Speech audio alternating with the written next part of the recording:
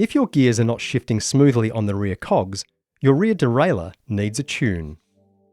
You will need a small Phillips head screwdriver and a set of Allen keys to do this job. Keep in mind, this task is a little more advanced, so if you feel out of your depth after watching this video, we recommend contacting a bike mechanic for a service. First, make sure the chain is on the smallest rear sprocket by moving your gear shifter into the highest gear.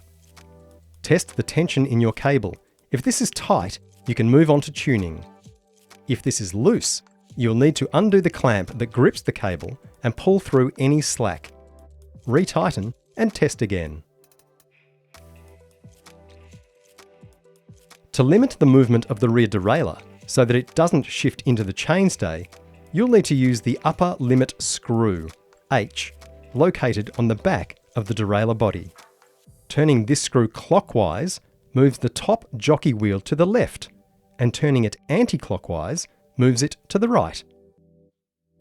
With your chain in the second lowest sprocket, adjust the limit screw while rotating the pedal cranks. Keep adjusting until the chain falls into the smallest sprocket. We now need to adjust the lower limit screw. This will stop the chain from overshifting beyond the largest sprocket. Shift the rear derailleur into the largest sprocket and adjust the lower limit screw until the centre line of the top jockey wheel is directly in line with the sprocket.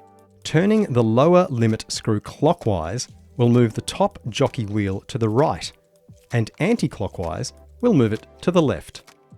The final step is to fine-tune the shifting through the range of gears by adjusting the derailleur cable tension using the barrel adjuster. To do this, shift the chain onto the smallest sprocket and try to shift onto the second sprocket by changing the gear on the handlebar.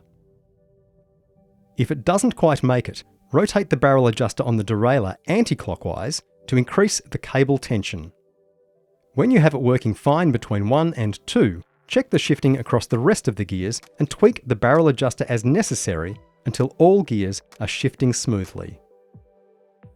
If you have too much slack in the cable for the barrel adjuster to do the job, you'll need to pull the slack through as in step 1.